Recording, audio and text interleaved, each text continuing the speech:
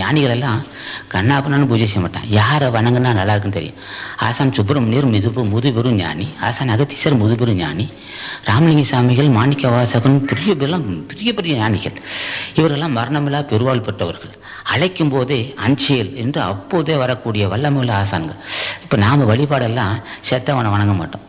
அது எங்களுக்கு தேவையில்லை. அது யாருன்னு சொல்லவும் மாட்டோம். அது நமக்கு தேவையில்லை. நாங்கள் சுட்டி காட்டக்கூடியவன் ஆசான் அகத்தீச நாமத்தை அழைத்துப்பார். அது 7-14 லோகத்தில் எந்த மனிதனுக்கு அழைத்தாலும் சரி, அஞ்சேல் மகளம். அப்பேற்பட்ட வல்லமை புரிந்திய ஆசான் அகத்தீசனும், நந்தீசனும், திருமூலதேவனும், காலாங்கி போகர், கரூர் முனிவர், ஆசான் ஞான பண்டிதர் புரிந்து பூஜை செய்கிற மக்கள் நாமெல்லாம். இப்போ நாங்கள் பூஜை பெற பிறகு சொல்கிறோம். இந்த நிகழ்ச்சிக்கு அன்பர் கைலாசம் அவர்கள் சென்னையிலிருந்து குடும்பத்தோடு வந்திருக்கிறார். அவர் இந்த பூஜையில் கலந்து கொண்டு ஆசி பெற வந்திருக்கிறார். அன்பர் அவரை அவருடைய அனுபவத்தை சொல்லும்படி கேட்டுக்கொள்கிறோம்.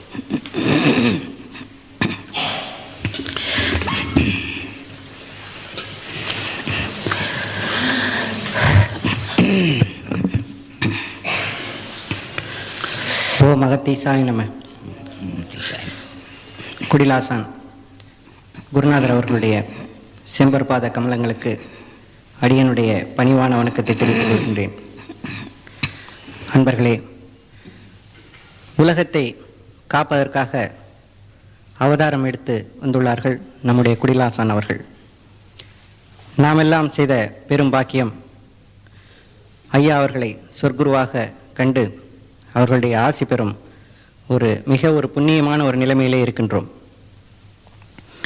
ஐயா அவர்கள் உலகத்தை காப்பதற்காகத்தான் வந்திருக்கிறார்கள் என்பதற்கு இந்த நிகழ்ச்சியே ஒரு சான்றாக அமைந்திருக்கின்றது. இதற்கு முன்னதாக போர் மூண்டிருந்தது வளைகுடாவிலே. அப்பொழுது ஐயா அவர்கள் தொலைக்காட்சியிலே அந்த யுத்த காட்சிகளை எல்லாம் காண்பித்து கொண்டிருந்தார்கள்.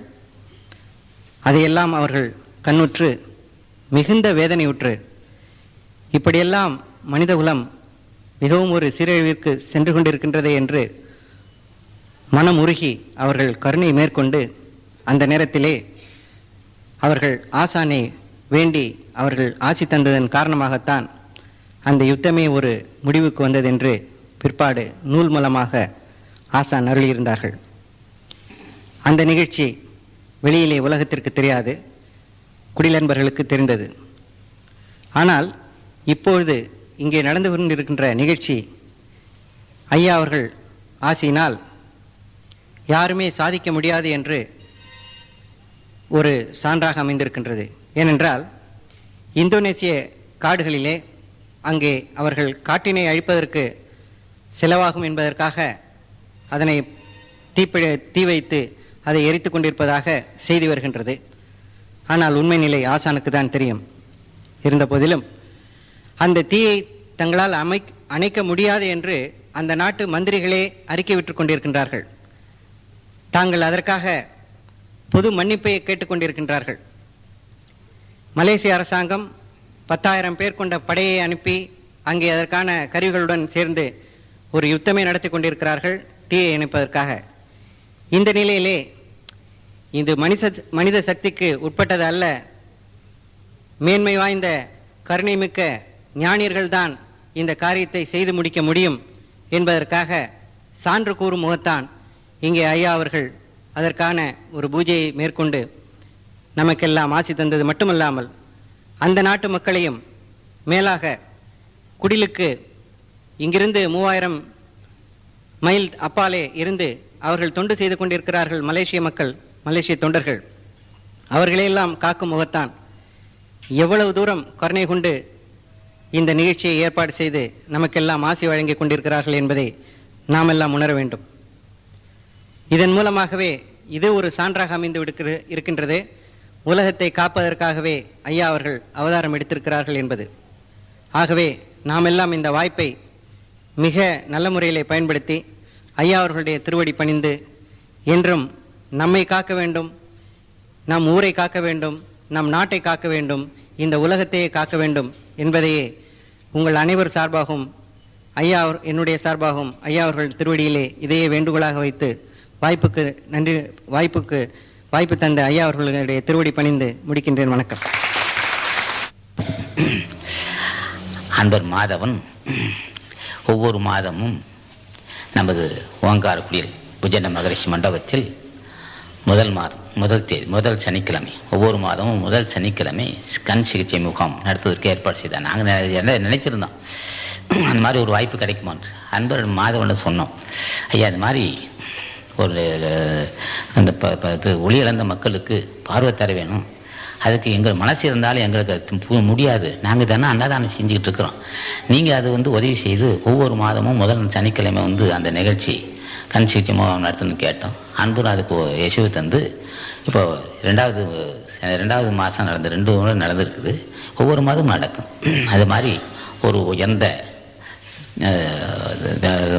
சிந்தை, தியாக சிந்தை, தொண்டு நோக்கத்தோடு எங்களுக்கு அவர் கலந்து செய்கிறாரு. அவருக்கு நாங்கள் உதவி செய்கிறோம். அவருக்கு நெய்க்கு தொன்னைக்கு நெய்யாகிற மாதிரி அவரும் செய்கிறார், நாங்களும் செய்கிறோம்.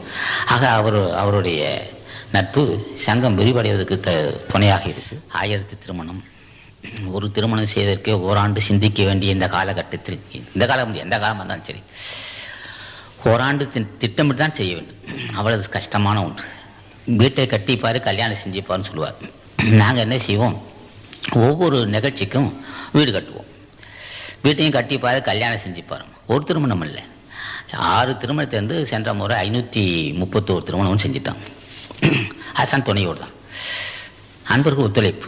அது என்ன ஒரு வாய்ப்பு இருக்குன்னு கேட்டால், எங்கள் அன்பர்கள் எல்லாம் பல ஜென்மங்கள் ஆசான் ஞான பண்டிதனுக்கும் அகத்தீசனுக்கும் ராமலிங்க சாமிகளுக்கும் தொண்டு செய்து ஆசி பெற்ற மக்கள். இவர்களுடைய அனுகிரகம் ஆசி இருக்குது, ஆசா ஞான பண்டிதன் ஆசி இருக்குது. ஆக தான் ஒவ்வொரு நிகழ்ச்சியும் சிறப்பாக செய்து முடிக்கிறோம். அப்போ கல்யாணமும் செய்கிறோம், வீட்டையும் கட்டுறோம்.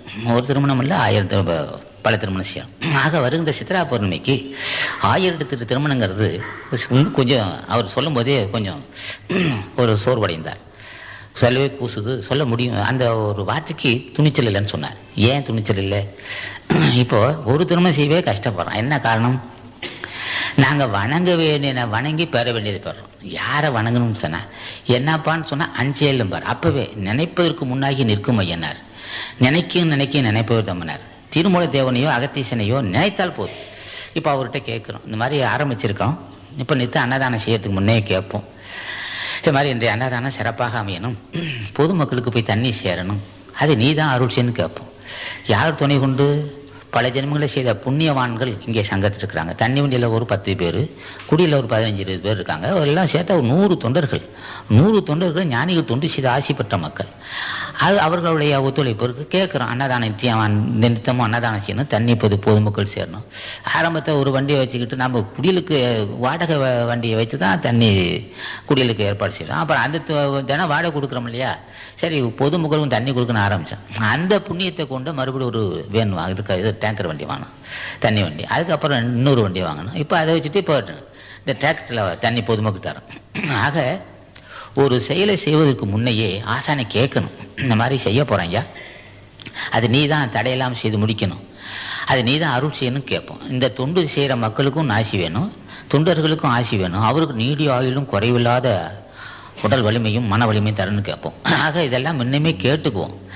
அவர்கள் யாரை கேட்கணும்? இப்போ ராமலிங்க சாமி இருக்கிறார், அவரெல்லாம் பெரிய மகான். மாணிக்கவாசர் இருக்கார், தாய்மான சாமி இருக்கார், பட்னாத்தார், அருணகிரியார், நந்தீசர், அகத்தீசர், சுப்பிரமணியர், இவங்களாம் முதுபெரும் ஞானிகள். இவரை வணங்கி கேட்டதுனால தான் பெற்றிருக்கிறோம். இப்போ நாங்கள் இந்த சிறு தெய்வத்தில் வணங்க மாட்டோம். என்ன காரணம்? அவன் தான் அது ஒன்று போர்க்களத்தில் புறமுதுகிடாது போர் செய்தவனாக இருப்பான். இப்போ அந்த நாட்டுக்காக வீரர்கள், அது ஒன்று நடுக்கல் வணக்கம்னு சொல்கிறது நான் ரொம்ப தலை வணங்குறேன். அவர்கள் அதோடு சரி. ஆக 5 வயசு 10 வயது அம்மா கண்டு இறந்து போனதை பதிவு செய்வான். ஒரு 50-60 வருஷம் 100 வருஷத்துக்கு அப்புறம் கோயில் கட்டுவோம், கும்போது செய்வான். அப்போ 15 10 15 வயசு குழந்தை இருக்கும், அது குழுந்து போச்சுன்னு சொல்லுவான். இதையே அடிக்கடி சொல்கிறோம்னு சொன்னால் வேறு வழி இல்லை, சொல்லத்தான் வேணும். அப்போ அம்மா கண்டு இறந்த 5 வயது குழந்தைகளுக்கு வழிபாடு செய்வாங்க. ஆனால் அது காலத்தில் போக்குள்ள பிற்காலத்தில் அப்படியே கோயிலை கட்டி கும்போது செய்யும். ஆக இப்போ நடுகள் வணக்கம் செய்வது வழக்கம் தான், அதை நான் ரொம்ப வரவேற்கிறேன். ஆனால் பட்டம்னு சொல்லுவான். குடும்பத்தில் நல்லா வாழ்க்கையில் அனுபவப்பட்ட 80 வயசு 90 வயசுன்னு இருப்பாங்க, நல்ல பக்தி விசுவாசத்தோடு இருப்பாங்க. ஆனால் இறந்து போயிடுவாங்க. அவரை வச்சு பட்டம்னு வணங்குவான். அந்த காலத்தில் உடன்கட்டை ஏறுற பெண்களுக்கு அந்த காலத்தில் ரொம்ப மதிப்பு. அது அந்த பெண் விரும்புகிறாளோ விரும்பலையோ வாயை துணி கட்டிடுவான், ஒரு 20-30 மூலத்தை அடிச்சிடுவான். அது என்ன செய்வான், கணவன் இறந்து போவான். இறந்து போனோடனே அந்த பெண்ணை கொண்டு போய் சில பேர் விரும்புவாங்க, சில பேர் விரும்ப மாட்டாங்க, கொண்டு போய் தள்ளி விட்டுருவான். அந்த உடன்கட்டியாரின பெண்களுக்கு ஒரு என்னப்பா என்ன பெரிய பெருமைன்னா, அநியாயமாக கொல்லுவான், பிறகு கும்பிடுவான். ஆக இப்படி கொல்லுதல் கும்பிடுதுங்கிறதெல்லாம் ஞானியிடம் செல்லாது. இப்போ என்ன செய்வான், பெரிய பெரிய இப்போ ராமர்காலிங்கன் சிறந்த மனிதாயமான உள்ளார். அவர் ரோட்டை போயிட்டு இருக்கும்போது ஒரு நீக்குறவை ஒருத்தர் அடிச்சுக்கிட்டு இருக்கான். உடம்புல தாரையாக ரத்தம் அடிக்கிறான், சவுக்கார அடிக்கிறான். அடித்து அப்படியே ரத்தம் உழுவுது. ஏன் அடிக்கிறேன்னு கேட்டான். என்னுடைய அடிமையை நான் அடிக்கிறேன், நான் விலைக்கு வாங்கினா அடிக்கிறேன்னு சொன்னான். மனிதன் அடிப்பது நியாயம் இல்லைன்ற அந்த சிந்தை, நல்ல சிந்தை, அந்த உணர்வு அவனை எந்த இடத்துக்கு கொண்டு போனது. ஆக மனிதாயமான உள்ளவன் சுட்டு கொண்டான். பெரிய பெரிய இந்த நாட்டில் இது விருது வாங்கி கொடுத்த மகானே சுட்டுட்டான். ஆக கொல்லுவான், பெண்மை கும்பிடுவான், அது நன்றி கடன். ஆக இதெல்லாம் உலகத்தில் நடக்குது. கொல்லுதல் கும்பிடுதல், நல்ல செம்மை அடித்து கொள்ளுவான், கல்லால் அடிப்பான், எதை செய்கிறான், அதெல்லாம் வச்சுக்கூடாது. ஆக கொல்லுதல் பிறகு கும்பிடுதல்ங்கிற நிலைமையெல்லாம் இருக்கும். இங்கே இந்த வருஷம் இங்கே செல்லாது.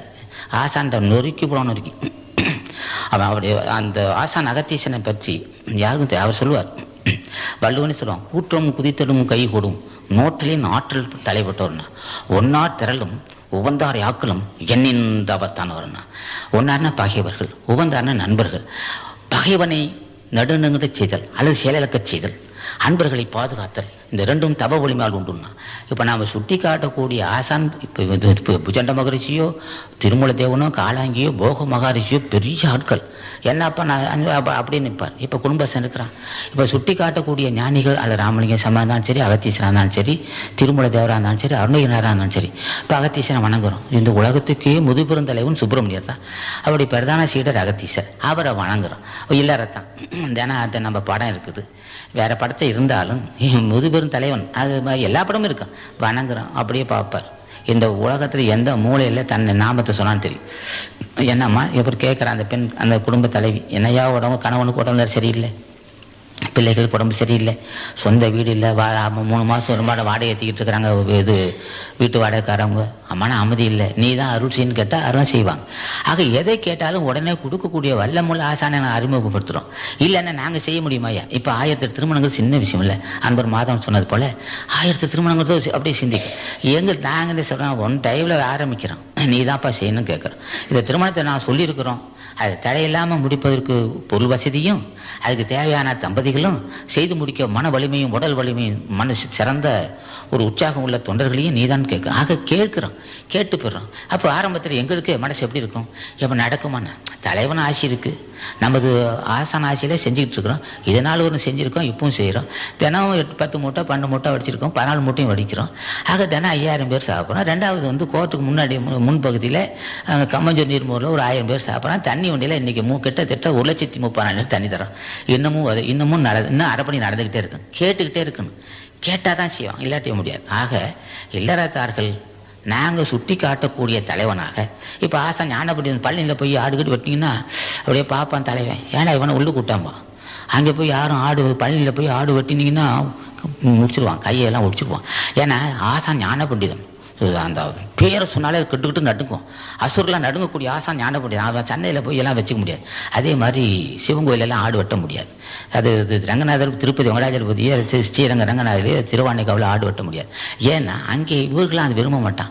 ஏன்னா அந்த இதயத்தில் தான் ஜீவகாரணியமே ஞான வித்தரை கொண்டார். பிற உயிர்கள் படுகின்ற அல்லலை கேட்டாலே மனசு நொந்து போவார்கள். அப்பேற்பட்ட முதுபெரும் ஞானிகள் இவரை வணங்குறோம்.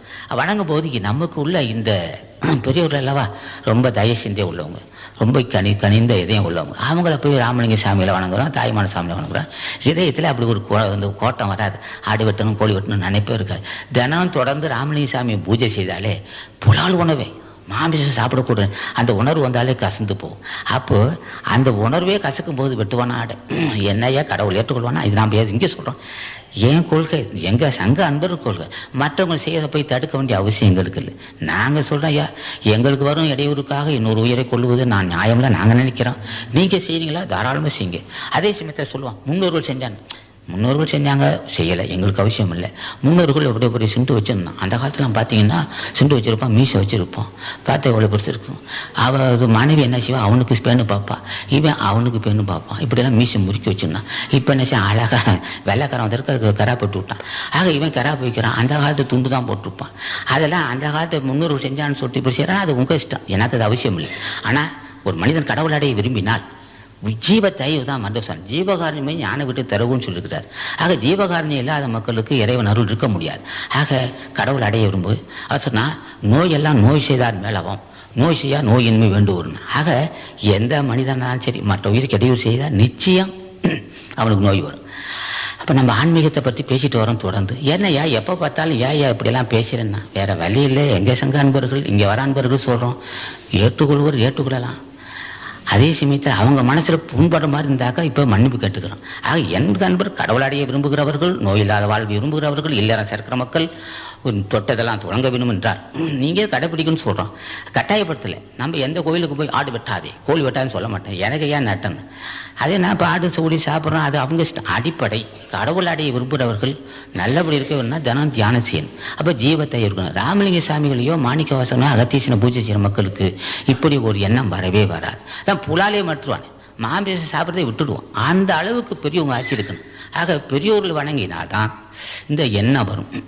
ஏப்பா நியாயமாக ஒரு உயிரை கொண்டுக்கிட்டுமா, முதல் புலால் உணவே குற்றம் நினைக்கிற அளவுக்கு தந்துடுவான் மனசு. அதே சமயத்தில் இந்த தேவையில்லாத செயல்னு நினைப்பான். ஆக அந்த காலத்தில் கல்வி இல்லாத காலத்தை செஞ்சுருக்கிறான். ஆக இப்போ யாரும் செய்யலாம், எனக்கு அதை பற்றி இல்லை. ஆக எங்கள் கொள்கை, நாங்கள் இப்போ செய்கிறோம். தினம் ஒன்றுக்கு 20,000 பேர்த்துக்கு ஒரு 5,000 குடும்பம் தண்ணி சாப்பிடுது, 20,000 பேர் தண்ணி குடிக்கிறாங்க, 5,000 பேர் பசியாடுறான், 1000 பேர் கம்மஞ்சோர் நீர் மோர் சாப்பிட்றோம். வருங்காலத்து 1008 பேர் பஞ்சபராரி ஏழையில மக்கள் திருமணம் செய்து எல்லாரும் நல்லபடி நடத்துகிறான். இதெல்லாம் செய்வதற்கு நாங்கள் இதெல்லாம் செய்யலையா. ஒன்று ஒரு 5 நிமிஷம் உட்காந்து ஓம் அகத்தி சாயனம, ஓம் அகத்தி சாயனம்னு சொல்கிறோம். நாங்கள் மேற்கொள்கின்ற இந்த அறப்பணிகள், அன்னதானம், தண்ணி தானம், திருமணங்கள் மற்றும் இங்கே இப்போ அங்கே சங்கத்தை திருமணம் செய்கிறவங்களுக்கு வாடகை இல்லை. அங்கே எல்லாம் மின்சாரம், தண்ணி, பாத்திரம் எல்லாம் கொடுப்போம். அன்னைக்கு தங்குறவங்களுக்கு ஒரே 2 ரூமு தான் தருவோம். அவங்க சமையல்காரங்க சாப்பாடு போடுறோம். அவங்களுக்கு குறையில்லாமல் செஞ்சிட்ருக்கோம். எந்த குறையும் இல்லாமல் இருக்கிறதுக்கு நாங்கள் வணங்குகிற தலைவன் ஆசா ஞான பண்டிதனும் அகத்தீசெல்லாம் செய்கிறாங்க. ஆக நீங்களும் தொட்டு தொடங்க வேண்டும். மேற்கொண்ட காரியம் தடையான நடக்கணும். பிள்ளைகளுக்கு கல்வி வேணும், பிள்ளைகளுக்கு உத்தியோகம், பிள்ளைகள் திருமணம், மன அமைதி, உடல் ஆரோக்கியம், எதையும் சாதிக்கக்கூடிய திறமைகள், துன்பத்து கண்டு அஞ்சாமனம், இதெல்லாம் ஆசான் ஆசியால் பெற்றுக்கொள்ளதான் நாங்கள் பூஜை செய்கிறோம். நீங்களும் அது மாதிரி செய்யணும் விரும்புகிறோம். அதே சமயத்தில் மரணமில்லா பெருவாழ்வுன்னு இருக்குது, யாருக்குமே தெரியல. இது பெரிய வாய்ப்பு. என்ன சொல்வார் திருமலைதேவன், சொல்லுவார், என்னை யமன் வந்தால் என்ன செய்வார், யமன் வந்தால் சக்கரவர்த்தி இருந்தாலும் சரி, சக்கரவர்த்தி இருந்தாலும் பரடியில் அடித்து கொண்டு போவோம், புடனில் அடிப்பான் யமன். ஆனால் ஞானிகளை மட்டும் நெருங்க மாட்டான். அப்படி ஒரு வாய்ப்பு இருக்குது. 10ஆம் வாசல் மோட்ச லாபத்தை அடையக்கூடிய வாய்ப்பு உடம்புக்குள்ளே இருக்குது. தலைவன் திருமலை தேவர் சொல்றார், நமன் வரின் ஞான வாழ் கொண்டு எறிவனார், யமன் வந்தா ஞான வாழ் கொண்டு எறிவனார். அப்போ அந்த அளவுக்கு யமனையே வெல்லும் வல்லமை இருக்குது. அப்பேற்பட்ட துறை இது. கால ஞான சித்திரக்காலம் என்பதாலும் எல்லோரும் இப்போ எங்கள் அன்பர்கள் பூஜை செய்கிறாங்க, வெற்றி பெறாங்க. நீங்களும் பூஜை செய்து அந்த வாய்ப்பு பெறலாம். நமன் வரின் ஞான வாழ் கொண்டு எறிவன், சிவன் வரில் நானுடன் போவது தின்னார். அப்போது பவ வரும் வல்வனை பண்டே அறுத்தேன், தவ வரும் சித்தைக்கு தான் எதிராருன்னு சொன்னார். இதெல்லாம் ஏன் திருமந்திரம் சொல்கிறேன்னா, பெரியவங்க கருத்துக்கள் இதெல்லாம் பெரியவரோட ஆசி பெறுவதற்காக சொல்லியிருக்கேன். ஐயா நீங்களெல்லாம் இனிமேல் தினம் அகத்தீசனை பூஜை செய்து அவர்களை குறைய சொல்லுங்க, தலைவன்கிட்ட சொல்லலாம். இப்போ ஆசான் சுப்பிரமணியர் படம் இருந்தாலும் சரி, அகத்தீசன் படம் இருந்தாலும் சரி, அகத்தியரை ஏன் அகத்தியரை மட்டும் சொன்னார், சுப்பிரமணியர் சொன்னார்னா, என்னை நீ அறிமுகப்படுத்தாதே, என்ன காரணம், எனக்கு தவத்துக்கு உதவி செய்தவன் ஆசான் அகத்தீசன், ஆகவே அவருடைய ஆசி பெறட்டும். ஏன்னா இப்போ நாங்கள் இருக்கிறோம்னு சொன்னால் தொண்டர்கள் தான் இதுக்கு முக்கியம். இப்போ நாங்கள் தவத்தை மேற்கொண்டு இருக்கோம். இது 21 வருஷம் ஆச்சியா. ஆரம்ப காலத்தில் சில அன்பர்கள் எனக்கு பொருள் உதவி செய்தாங்க. அன்பர் ஜெயராமன், நல்லவண்டி, இவங்களாம் ஒரு 10-20 பேர் தொண்டு செஞ்சாங்க. உப்புலா உணவு தான் சாப்பிட்றோம். இப்போ 21 வருஷம் உப்புலாமல் சாப்பிட்ருக்கோம். 21 வருஷம் உப்புலாமல் சாப்பிட்னா சின்ன விஷயம் இல்லை, சாதாரண விஷயம் இல்லை. ஆனால் எங்கள் உடம்பு ஒத்துக்குது. நான் பிராணாயம் செய்கிறவன், நான் யோகாபியம் செய்கிறதுனால யோக பயிற்சி உள்ளவன், சாதனை செய்யவேன். அப்போ சாதனை செய்யும்போது எங்களுக்கு எதிரியாகி கவத்தை அறுத்துருவோம், உடம்புல இருக்க அசுத்தங்கள் நீங்கும். உப்பு இல்லாமல் சாப்பிட்றோம். உப்பு இல்லாமல் சாப்பிட்றதுக்கு அதுக்கு தேவையான பொருள் எல்லாம் அன்பர்கள் செய்தாகும். ஆக தவத்துக்கு முழு முதற் காரணமாக உதவி செய்கிறவங்க தொண்டர்கள் தான். ஆக சுப்பிரமணியருக்கு உதவி செய்தவர் ஆசான் அகத்தீசர். ஆகவே அகத்தீசனை வணங்கினால் அகிலம் அத்தனை பேரும் வணங்குவதற்கு ஒப்பாகும், சுப்பிரமணியர் வணங்குவதற்கு ஒப்பாகும். ஆக ஞானிகளுடைய ஆட்சினால் தான் செஞ்சுட்டு வரோம். நீங்களும் நம்ம இப்போது இந்த நிகழ்ச்சி ஆசான் சூடி மூலம் வந்திருக்கு. இந்த மாதிரி இங்கே போய் அடிவாரத்தில் சென்று பெருமாளுடைய அடிவாரத்தில் ஞானிகள் சித்தர்கள் பூஜை செய்து அங்கே உள்ளவர்களுக்கு பசியார செய்யணும். பிரசாதம் சொன்னார். அங்கே குடியில் பால் கொடுக்கணும். இதன் மூலமாக மூண்டறி அக்னியை அங்கே இது இந்தோனேசியாவில் மூண்டறி அக்னி அந்த வேகம் குறையணும். அந்த பகுதி மக்கள் Brunei, Philippines, Thailand, Indonesia, Malaysia ஒரு பகுதியில் கடல் பகுதியில் இருள் சூழ்ந்திருக்கு, அதெல்லாம் தனியணும். உலக மக்கள் சுவீச்சமாகணும். அந்த மலேசிய அன்பர்கள் ஆண்கள் பெண்களும் அல்லது மலேசிய தேசத்தை சேர்ந்தவர்கள், சீனர்கள், தமிழர்கள், பெரும்பாலான மக்கள் மலேய மக்கள், அடுத்ததாக இருப்பது சீனர்கள், மூன்றாவது இடத்தில் இருப்பது தமிழர்கள், இந்துக்கள். ஆகவே எல்லா மக்களும் ஏக காலத்தில் மலேசிய அரசாங்கமும் மக்களும் வாழ வேண்டும் என்று கேட்டுக்கிறோம். இந்தோனேசிய மக்களும் அல்லல் படுகின்ற மக்கள், அவர்களுக்கும் ஆட்சி இருக்குன்னு கேட்குறோம். யாராக இருந்தாலும் மனித வர்க்கத்தை ஒன்றாக பார்க்குறோம். எல்லா மனிதரையும் ஒன்றாக பார்க்கக்கூடிய அறிவு என்று வந்ததோ அன்றே அவன் கடவுளாவான். அந்த முஸ்லீமே, இவன் கிறிஸ்தவன், இவன் என்ன ஜாதி அந்த ஜாதின்னு சொன்னால் ஜாதி மதம் என்று அவருக்கு சாவுதானேன்ட்டார். என்னன்னா இது மாதிரி பேசவே கூடாது. கடவுளாடைய விரும்புகிற மக்களுக்கு ஜாதி வித்தியாசமே தெரியாது. இப்போ இந்த எங்கள் சங்கத்தில் 24 ஜாதி இருக்குது. ஏன் கணக்கு எடுத்துன்னா தெரிஞ்சு வச்சுக்கலாம். பலதரப்பட்ட ஜாதி. மற்ற சங்கத்தை அப்படி இருக்க முடியாது. என்ன செய்வான், அப்படியே சேருவான், மேந்தட்டு மக்களாக சேருவான்.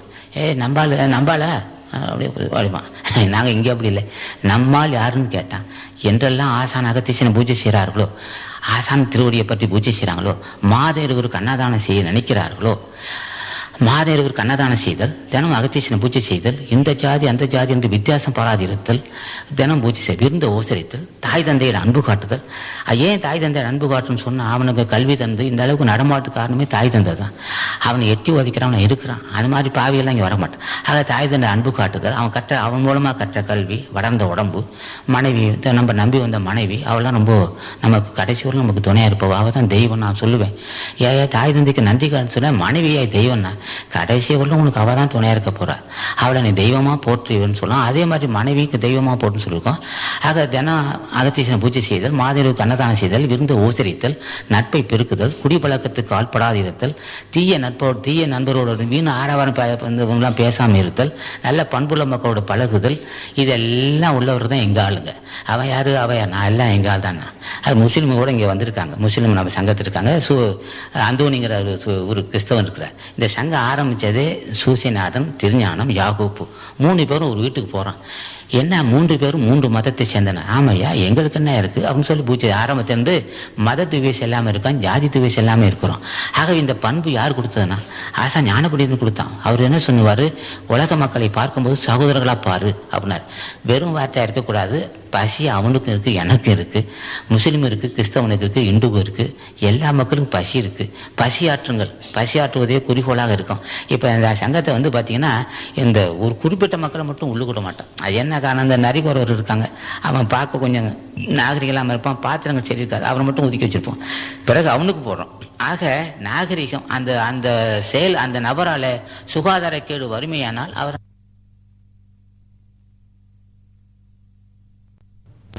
நன்றாற்றுள்ளும் தவறுண்டு அவரவர் பண்பறிந்த ஆற்றாக்கலைன்னா.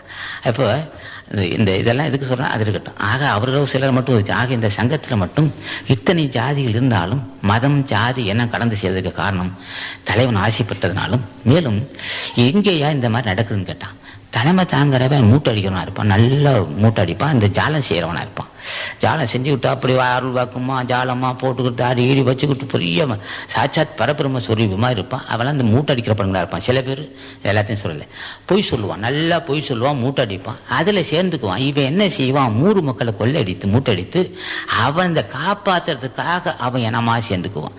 அல்லது வேறு சமூக விரோதெல்லாம் சேர்ந்துருப்பான். சேர்ந்துக்கிட்டு அந்த மூட்டை அடிச்சதை பங்கு போட்டுக்குவான். ஆனால் பகலில் பார்த்தீங்கன்னா நெத்திலாம் பட்டை வச்சுட்டு குங்குமம் வச்சுட்டு அப்படியே தேனொழுக்க பேசுவான்.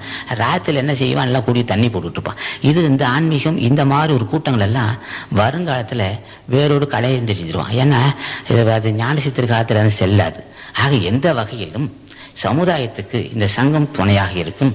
அப்போ சமூக கேடுகள், ஆன்மீகன்ற அராஜகங்கள் இதெல்லாம் வருங்காலத்தில் எல்லாம் ஒன்றுமே இருக்க முடியாது என்றும் இந்த சங்கம் தான் அது செய்ய முடியும். என்ன காரணம், தலைமை தாங்கிறவன் அருள் பலவனவனாக இருக்கணும், புண்ணியவனாக இருக்கணும். இப்போ என்னையா இவ்வளோ தூரம் இருக்கே நரதரை வந்துச்சுன்னா இதெல்லாம் நாங்கள் இன்னும் 2 வருஷத்துக்கு உடச்சி செஞ்சுப்படுவோம். மனித வர்க்கத்துக்குள்ளவே பழுத்தால் காயாக முடியாது. பழுத்த ஒரு மனுஷன் முதுமை அடைந்துட்டான், கிளப்பர் வந்துட்டான், அவன் மீண்டும் எல்லாமே வர முடியாது. ஆனால் இந்த துறை எப்படி இருக்குன்னா, புருவத்தில் வாசி உடிக்கிதுனால், புருவத்தில் வாசி உடுக்கி அங்கே மூலக்கணல் ஏறினால் உடம்பு இருக்கிற எல்லா அசுத்தம் நீங்கி மீண்டும் இளமை வருகின்ற வாய்ப்பு இருப்பதாலும், அதனால தான் அது அன்பர் மாதம் சொன்னது போல அவருக்கு இது கல்கி அவதாரம் சொல்லுவான். என்ன காரணம் என்னன்னா, பொதுமக்கிட்ட பணம் சம்பாதிக்கிறதுக்கு தான் சொல்கிறோம். அது இல்லை, நாங்கள் இந்த சங்கமும் சங்க அன்பர்களும் இதுவும் நானும் ஆசா ஞான பண்டிதனால் அகத்தீசனால் அனுப்பப்பட்டிருக்கிறோம்.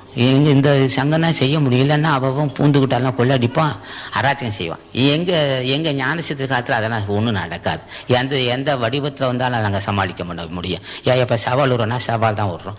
ஆக எந்த வடிவத்தில் இருந்தாலும் சரி, அராஜகத்தை அங்கே எழுகின்ற இடத்துல அப்படியே நசுக்க முடியும், எங்களால் முடியும். அந்த வல்லமைகளுக்கு உண்டு. அதனால தான் சொல்கிறோம், நாங்கள் எதையும் செய்யணும். யார் தலைவன் ஆட்சி, ஞான பண்டிதன் ஆட்சியும் அகத்தீசன் ஆட்சியும் திருமூல தேவன் ஆட்சி இருப்பதால் தான் இந்த வார்த்தை பயன்படுத்த முடியும்.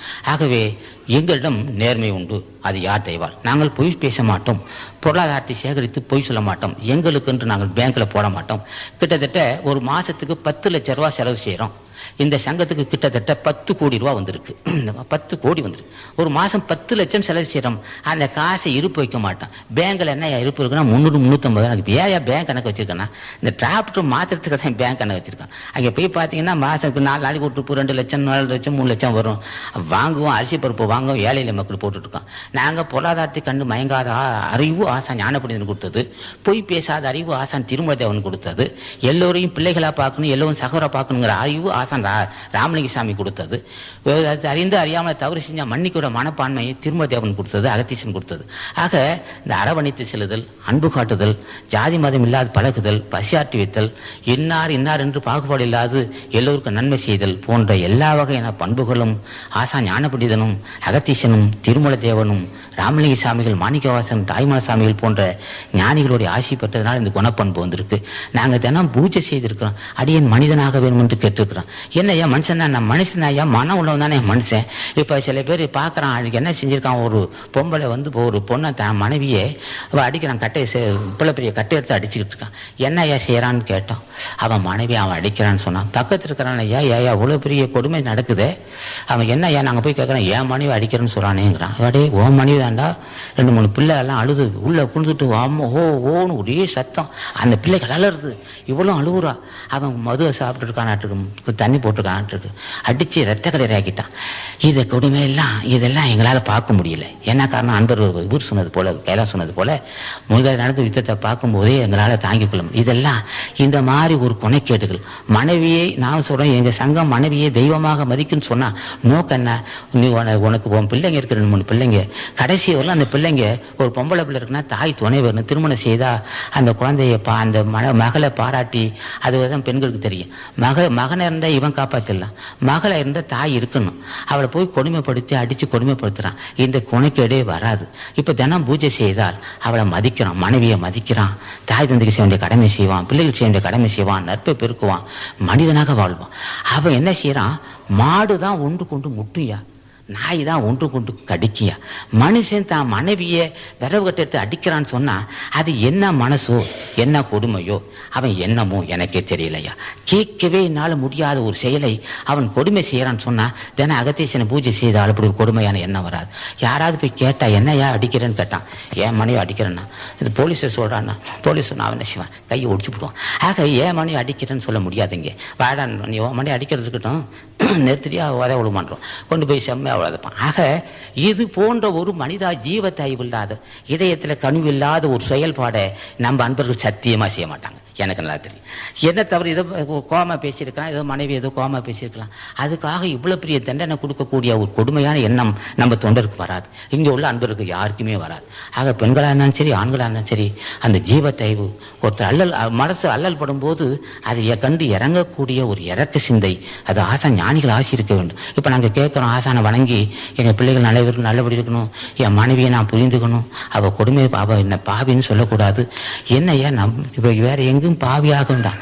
மனைவியை தொடர்ந்து படுபாவி என்னை கொடுமைப்படுத்துறான், என்னை படுபாவி கொடுமைப்படுத்துறான், என்னை படுபாவி கொடுமைப்படுத்துறான்னு சிந்திக்க சிந்திக்க சிந்திக்க பலமான உடம்பு நாளுக்கு நாள் தேய்ந்து அப்படியே குரங்கு மாதிரி ஆயிடும், அப்படியே நோய் வாய்ப்படுவான்.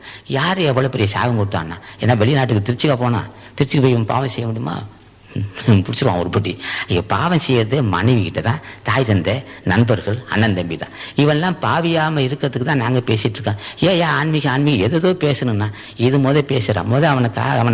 அவனை பாவியாகாம இருக்க வழி சொல்றான். அவதான் ஏத்து பேசுறான்னா. என்ன யாரு பேசிட்டு ஆசான்னு சொல்ல, என்னை மதிக்க மாட்டேங்கிறா, எத்து பேசுறான்னா அகத்தீசன சொல்லு, என்னப்பா என்ன அவமானப்படுத்துறாப்பா, நீ தான் ஆரம்பிச்சுன்னா அவன் ஆரம்பிச்சுறான். அதே மாதிரி மனைவியும் கேட்கலாம். ஆக அடிப்படை என்ன சொல்றோம், ஒரு மனிதனை மனிதனாக்கக்கூடிய சங்கம் இது. குடும்பம் நல்லபடி இருக்கணும், அந்த மனைவிட்டு அன்பு காட்டணும், பிள்ளைகிட்ட செய்யணும், தாய் தந்தைக்கு செய்யணும், நட்பை பெருக்கணும், நல்ல நட்பை பெருக்கிக்கணும். எங்க அன்பர்கள் குடிப்பழக்கத்துக்கு ஆட்பட மாட்டார்கள், எங்க அன்பர்கள் சூதாட மாட்டார்கள், எங்க அன்பர்கள் தீய பழக்கங்களோட நெருங்கவே மாட்டான், வீண் ஆரவாரம் செய்யறவன் போகவே மாட்டான், அப்படியே பார்த்து கையெழுத்து கும்பிட்டு போவான். ஆக என்பர்கள் வீண் பொழுது கழிக்க மாட்டார்கள், வீண் ஆரவாரம் வெட்டி பேச்சு பேசுறவன் போகவே மாட்டான், அது அந்த தசிக்கே போக மாட்டான், கையெழுத்து கும்பிட்டு வெட்டி பேசி பேசுறது இது மாதிரி இதெல்லாம் கதை வச்சுக்க மாட்டான். ஆக எங்க அன்பர்கள் மனைவியை மதிப்பார்கள், தாய் தந்தையிட அன்பு காட்டுவார்கள், விருந்தை உபசரிப்பார்கள், நட்பை பெருக்குவார்கள், குடிப்படத்துக்கு ஆட்பட மாட்டார்கள், சூதாட மாட்டார்கள், வீண் ஆரவார கும்பை தூஷணம் செய்துவார்கள். இப்பேற்பட்ட ஒரு கூட்டத்தை வளர்த்துட்டு வந்துட்டு இருக்கோம். எங்க சன்பர்கள் அத்தனை பேரும் ஞானியாவார்கள். இது சத்தியம். காரணம், நாம் மனிதனாக்குவதற்குரிய பயிற்சி அவர்களுக்கு கொடுத்திருக்கிறோம். ஆகவே எங்க அன்பர்கள் போல் நீங்கள் ஆக வேண்டும், அந்த வாய்ப்பை நீங்கள் பெற வேண்டும். ஆசா ஞான பண்டிதன் ஆட்சி உங்களுக்கு கிடைக்க வேண்டும். உங்களுக்கும் நான் அடைந்த இந்த பேரின்பத்தை, உண்மை பொருளை அறிந்தவன் புறமத்தை காத்து ஒடுங்கி நிற்குது. சாதாரண விஷயம் இல்லை, புறமத்தை காத்து ஒடுங்கி இருப்பதனால இப்ப நரதரை இருக்குது, நரதரை மாறும். நாங்க நினைத்தெல்லாம் கை கொடுது, நீங்களும் அது மாதிரி வாய்ப்பை பெறவுன்னு சொல்லி இந்த நிகழ்ச்சிக்கு அந்த அன்பர்கள் ஆசா ஞானபண்டிதனையும் பதஞ்சலி முனியும் பூஜை செய்திருக்கோம் பிரசாதத்தை. அந்த பிரசாதத்தை சாப்பிட்டா அந்த இந்தோனேசியாவிலே 3 அக்னி தனியும். அந்த மக்கள், இந்தோனேசியா மக்கள், மலேசியா மக்கள், மற்ற உலக மக்கள்லாம் நல்லபடி வாழ்வதற்காக அந்த உணவை சாப்பிட்டு அது மூலமாக மன குளிரணும், அது மூலம் நாடு சுவிக்கணும். அதே சமயத்தில் இங்கே நம்ம குடியில் போய் அங்கேயும் ஒரு பூஜை செய்கிறோம், அங்கேயும் பால் தரோம். ஆசான் கொடுக்க சொல்லி கட்டில் இருக்கு, அது குளிர்ந்த பால் கொடுக்கணும்னு சொல்லிட்டாரு. அந்த பாலையும் சாப்பிட்டு உலக சேமத்திற்காக நீங்கள் சாப்பிடணும், நாங்கள் வாழணும், நீங்கள் வாழணும், நீங்கள் எங்களை மனமாற வாழ்த்தணும், நாங்கள் மேற்கொள்கின்ற அறப்பணியில் நல்லபடி இருக்கணும். நீங்கள் மனமாறி விரும்பினால் அதுவே எங்களுக்கு துணையாக இருக்கும். நீங்கள் எங்களை இன்னும் மறுபடியும் கேட்குறோம், நீங்கள் எங்களை மனமாற வாழ்த்த வேணும். ஏன்னா எங்களையும் வாழ்த்தணும், என்னையும் வாழ்த்தணும், எங்கள் தொண்டரையும் வாழ்த்தணும், சங்கம் வாழணும், வாழ்த்தினால் துணையாக இருக்குன்னு சொல்லி இது நேரம் வரலும் அமைதியாக இருந்த உங்கள் திருவடியை வணங்கி முடிக்கிறேன். வணக்கம். வருகின்ற புதன்கிழமை 15ஆம் தேதி, நாளை இப்போ இந்த ஞாயிற்றுக்கிழமை, திங்கள் செவ்வாய் புதன்கிழமை அன்று 15ஆம் தேதி திருவிளக்கு பூஜை இருக்கு. திருவிளக்கு பூஜையில் விதவையில் கலந்துக்கலான்னு சொல்லியிருக்கிறான். எந்த பாவியே தெரியலையா, மனிதாபிமானம் இல்லாதவன், ஜீவ தெய்வே இல்லாதவன், அவன் சொல்லியிருக்கிறான் விதவைகளை பூஜையில் கலந்து கொள்ளக்கூடாது. அது மட்டுமா சொன்னான் பாவி, திருவிளக்கு பூஜையில் கலந்து கொள்ளக்கூடாதுன்னு சொன்னான். இந்த அவன் திருமணம் நடக்கும், மகனு திருமணம் நடத்தாலும் கிட்ட வரக்கூடாதுவான் தாய் விதவையாக இருந்தாலும் உள்ளுக்கு நுழையக்கூடாது. இப்போ திருவிளக்கு பூஜையில் பெண்கள் விதவையை கலந்துக்குன்னு சொல்லியிருக்கிறோம். அவங்க ஆசி பெறுறாங்க, அவர்களையும் ஆசான் அகத்தீசன் ஆசி, அவங்களுக்கு ஆசி உண்டு. விதவைக்கு அந்த நிகழ்ச்சியில் பங்கு கொள்ளலாம், அவங்களும் பூஜை செய்து ஆசி பெறலாம், விதவைகளும் ஆசி பெறலாம் இருக்குது. அந்த நிகழ்ச்சி நாங்கள் நடத்துவதே ஆன்மீகம் என்ற பேரில் நடக்கக்கூடிய எல்லா வகையான அறியாமை மூடத்தனத்தையும் உடைத்து உண்மையான தலைவன் யார் என்பதற்கு விளக்கம் தந்து வரோம். ஒவ்வொரு கூட்டத்திலையும் கடவுளை வழிபாடு செய்கிற முறையை சொல்லியிருக்கிறோம். நீங்களும் அந்த பூஜையில் பெண்கள் ஆண்கள் கலந்து கொண்டு 15ஆம் தேதி அந்த வழிபாட்டில் பெண்கள் பூஜை திருவிளக்கு பூஜை செய்யணும், ஆண்கள் கலந்து கொண்டு ஆசா ஞான பண்டிதன் ஆசி பெற வேண்டும். நம்ம என்னதான் திறமையாக இருந்தாலும் சரியா, அவன் பராக்கிரமசாலியாக இருந்தாலும் சரி, 10 வகையான அறிவு இருந்தால், அஷ்டாதானம் தசாவதானம் 8 வகையான அறிவு இருந்தாலும் சரி, கடவுள் ஆசி இல்லைன்னா ஒன்றுமே செய்ய முடியாது. என்ன அவ்வளோ சொத்து இருக்கு, அவர் கட்டடத்தை கட்ட முடியலன்னு கேட்டால் அவன்கிட்ட முடியல. அந்த மனுஷனா இருக்கான், பணம் பலம் இருக்கு, தொட்டு தொடங்கல, தலைவன் ஆசி இருந்தால் தான் செய்ய முடியும், புண்ணிய பலம் அருள் பலம் இருந்தால் முடியும். இப்போ நாங்கள் புதன்கிழமை அன்று திருவிளக்கு பூஜையில் ஞானிகளை போட்டி தொப்பு சொல்கிறோம், நீங்களும் சொல்லணும், வாழ்க்கை முன்னேற்றம் அடையன்னு சொல்லி அந்த பூஜையில் கலந்து கொண்டு ஆசி பெறணும்னு கேட்டுக்கிறோம். வணக்கம். என்பதற்காக இந்த பூஜையை அறிவாரம் செய்யணும் என்று ஆசான் அகத்தீசன் அறிவித்தார். அதை அறிய செய்தோம். அங்கே அத்தனை சாப்பிட்டுருப்பாங்க, பச்சையாக இருப்பாங்க. எப்போ பார்த்தாலும் பச்சையாட்டத்திலேயே முழு கவனம் செலுத்துவதாக நம்ம வேறு எதுவுமே அவசியம் இல்லை. இங்கே யாருமே ஒன்றானா செய்யணும். எருவி கும்பி உணவு தருவோம். எருவி கும்பி உணவு தருவது இந்த ஏழை நாடு ரொம்ப வசதி வாய்ப்பு நாட்டில் எருவி கும்பி உணவு தான் அங்கே சாப்பிடுவோம். அது மூலமாக மலேசிய மக்களுக்கு இந்தோனேசிய பட்டியலுக்குரிய அனைத்து அணையும் மலேசிய மக்கள் பகுதி மக்களுக்கு ஒரு நோய் அந்த புகைச்சல் காரணமாக மூச்சுத்திணறல் ஒரு 20-30,000 பேர் பாதிக்கப்பட்டிருப்பதாகவும் குழந்தைகள் சில பேர் பாதிக்கப்பட்டிருப்பதாகவும் இருந்தது. அதோடைய தாக்கம் உண்டாகிறதுக்கு கொடுத்தோம். ஒரு மனிதன் மற்ற மனிதனுக்கு ஆர்வம் செய்ய வேண்டும். நம்ம இப்போ சாப்பிட்டோம்னா ஆகார பூஜை செய்யணும், அதை செஞ்சு இந்த பூஜை அந்த மக்களுக்கு நன்மை உண்டாகும். யாராக இருந்தாலும் நன்மை உண்டாகும். யாரை பூஜித்தா அந்த நன்மை உண்டாகும். அதாக ஞாபகம் அவனையும் நிறைய சொல்லுவார்கள். காற்றில் புரட்சி வீரான் பதத்தை கருத்தை புகுத்தி வீட்டில் தூதல் மிகு எழுதினார். காற்றில் புரட்சிங்கிறான்னா வேலை வள்ளி மணாரனை அவருடைய திருவடியை பூஜை செய்து வந்தார். வீட்டில் தூதல் மிகு எழுதினார். இப்போ எல்லாம் வீட்டில் பிறப்பாது காட்டுக்கு போகும்.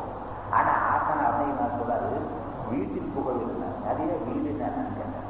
அது குருமத்தி ஆகிய 10ஆம் வீடு மோட்சத்தை தரக்கூடிய இடம் குருமத்தி தான். அங்கே புகுதல் எதிர்த்து சொன்னார். அங்கே போகாமல் யாராலும் சரி, அவன் எவ்வளவு யாராலும் சரி, அவன் எவ்வளவு உலகத்தையே ஆளப்படுவதானாலும் சரி, குருமத்தி என்று சொல்லப்பட்ட இடத்துக்கு போகவில்லை என்றால் அவன் இடத்தை போவான். வீட்டில் புகுதல் மிக எழுதினார். எதிர்த்து சொல்லாமல் மிக எழுதினார். ஆனால் ஞானப்படிதனை உருகி தியானம் செய்கிற மக்களுக்கு மரணம் எல்லாம் பெருவாழ்வு பெறலாம். அந்த வாய்ப்பு இருந்தும் அது மக்கள் அச்சுறுத்தவில்லை. அதுக்கு நாங்கள் சொல்கிறோம், இப்போ ஏன் இந்த கருத்தில் சும்மா சொல்கிறது? ஐயோ வாய்ப்பு இருக்கியா? 7 பேர் நியாயமாக அநியாயமாக சாக வேண்டிய அவசியம் இல்லை. நம்ம ஏன் பெரிய போகிறோம்? பெரிய இடத்துக்கு போகும்போது ஒரு சிலர் இறங்கிய 30 வயசு 25 வயசு இறங்கிற அப்படியே அநியாயமாக செத்து கிடக்கும்.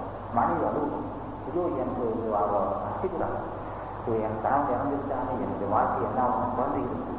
சில பேர் என்ன செய்வான், 25 வயசு இருக்கும், வயசில் குழந்தை இருக்கும், ஒரு குழந்தை இருக்கும், விட்டுட்டு செத்துப்போம். அந்த கொடுமையான காட்சியெல்லாம் நம்ம ஏன் பார்க்கணும்னா இந்த நிலைமை நமக்கு வரணுமா? நாங்களாம் பெரியாருக்கு போகும்போது ஐயோ இப்படி நிலைமை இருக்கு, இதுக்கு ஒரு மாற்றம் இல்லையா என்று கேட்கும்போது அஞ்சே மகனே என் திருவடியை பற்று ஆசானாகிய சுப்பிரமணியரை என் திருவடியை பற்றினால் நான் மரணமெல்லாம் பெருவாக்கப்பட்டேன். உனக்கு குடும்பத்தை நான் ஒதுங்கி நிற்பேன். வீட்டில் புகுதல் வெளியேறி குடும்பத்தை நான் ஒதுக்குறேன். ஒதுங்கி உன்னுடைய எல்லா வகையான துணைகளையும் சேர்க்கிறேன். காம விசாரம், பொருள் வெறி, ஜாதி வெறி, கொடுமையான எண்ணங்கள், பொறாமை, வஞ்சனை, பூசி எல்லாவற்றையும் உடைத்து உன்னை நான் மனிதாக்கி அது மட்டுமல்ல உன்னை தெய்வமாக்குவேன். உன்னை மனமெல்லாம் பெருவாக்கு தலைவன் சொல்லி சொல்லுவான். ஆக தலைவன் நம்ம அன்னையனாக அறிமுகப்படுத்துவது ஆசான் அன்னையனாக அந்த வாய்ப்பை பெற்றுக்கிறார். நமக்கு சொல்றார், காற்றில் புரட்சி வீரான் பதத்தே கருத்தை புகத்தில் வீட்டில் புகுதல் மிக எழுதினார். லெகுவா கொண்டு முறையில் போடலாம். வாய்ப்பு மூச்சு காற்று ஒன்றுனா போதையால் கபத்தை அறுக்கும், உடலுக்கு மாசு நீங்கும், திரும்பக்கூடிய வாழ்வு தரும், நரதரம் மாறும் என்று உலகமெல்லாம் உலகம் இந்த உலகமோடு அழிஞ்சு போகும். இவன் அழிய மாட்டான்.